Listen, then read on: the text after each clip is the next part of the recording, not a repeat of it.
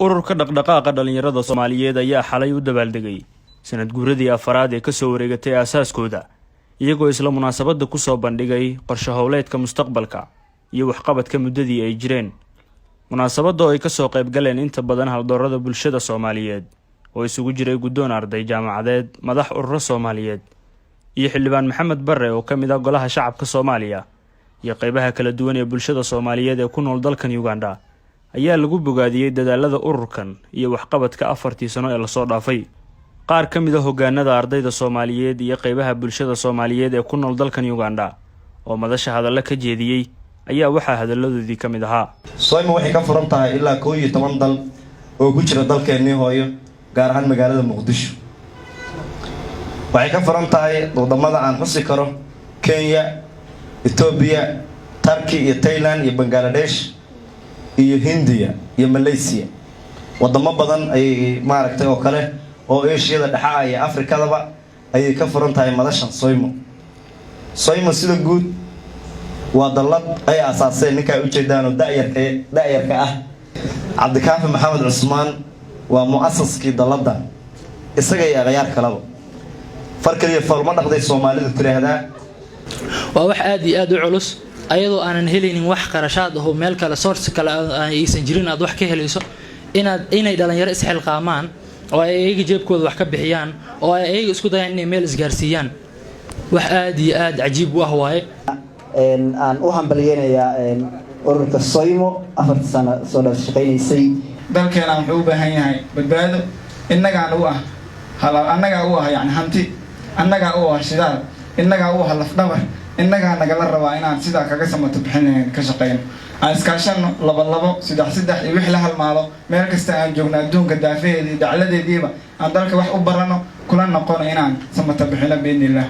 ururka meesha hool ka wada hor uu sii soco laakiin waxa loo baahan yahay wax marka aad bilowdid inaad vision iyo mission ku qaas oo ku dagan lahaatid marka lahaatid objectives ka uu cadaana haddana waxaba ugu badan ee ka shaqeeyaan waxa kamid dadka masaakiinta in garab siiyaan waa ognahay dadka masaakiinta loo garab siiyo la iscaawiyo faa'iido leedahay nabi sallallahu alayhi wasallam wuxuu leeyahay as-sa'i 'ala al-armila wal masaakiin kal mujahid fi sabilillah inaad masaakiinta caawiso waxay la fadli tahay adoo dad alle u dagaalamaya ama diintiisu difaacayo jaatamaya marka waan ku amaanaya Soymo inay shaqadaas qurux badan hayso. Cabdikaafi dabcan wuxuu u bareeray mas'uuliyad iyo xil culus. waxaan rabaa inaan caawa bogaadiyo ururkan dhalinyarada ah ururka dhaqdhaqaaqa dhalinyarada Soomaaliyeed ee caawa halkan ku dabaaldegay 4 sano dabaaldegooda siina qorsheenayo sanadaha soo socda qorshihii ay dhalinyarada u sameey lahaayeen. Gudoomiyaha ururka dhaqdhaqaaqa dhalinyarada Soomaaliyeed Cabdikaafi Maxamed Cusmaan ayaa dhankiisa taabtay ujeedooyinka loo aasaasay ururkan iyo waxyaabihii ka fulay muddadii ay shaqeynayeen. Somali Youth Movement Organization waxa aasaasay dhalinyaro Soomaaliyeed oo dalkay dibadda joogto markii aan aragnay shaqooyinka hooseeyo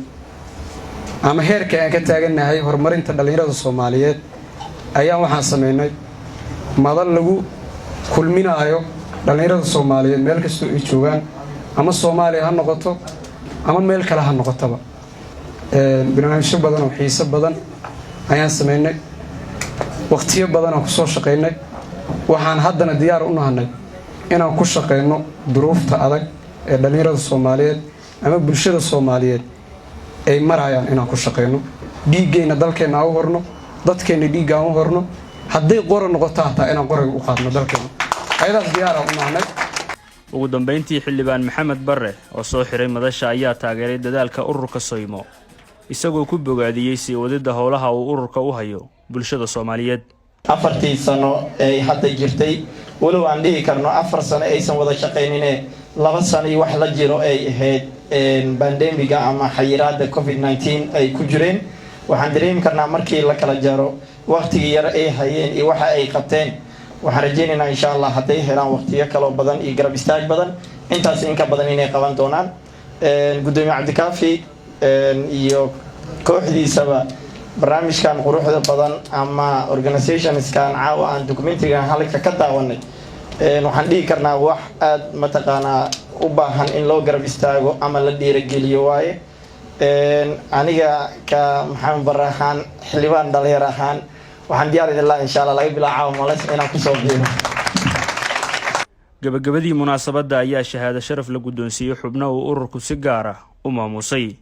shaafici cusmaan cali, Somali Cable TV, Kampala. shirkadda Hormuud Telecom waxay macaamiisheeda u samaysay qiimo dhimis ballaaran xirmooyinka internetka iyo kaarka ku hadalka ee adeega Anfac Plus. xirmada cusub ee 25 senti waxaa laga dhigay 400 MB iyo 10 daqiiqo oo ku hadalka gudaha ah, halka xirmada 0.5 kana laga dhigay 850 MB iyo 30 daqiiqo oo ku hadalka gudaha ah. xirmada $1 waxaa laga dhigay 2 GB oo internet data ah, 100 daqiiqo oo ku hadalka gudaha ah iyo 50 fariin qoraaleed. $2 waxaad ku heli kartaa 5 GB oo data ah, 200 oo daqiiqo oo ku hadalka gudaha ah iyo 100 fariin qoraaleed. $5 waxaad ku heli kartaa 12 GB 500 oo daqiiqo oo ku hadalka gudaha ah iyo 150 fariin qoraaleed. $10 waxaad ku heli kartaa 28 GB oo internet data ah, 1000 daqiiqo oo ku hadalka gudaha ah, 2 daqiiqo oo dibadda ah iyo 300 oo fariin qoraaleed ah. ugu shubo EVC Plus-kaaga xidig 724 xidig nambarka xidig lacagta 4 gees ama kaarka ku hadalka xidig 126 4 gees kadibna raac tilmaamaha.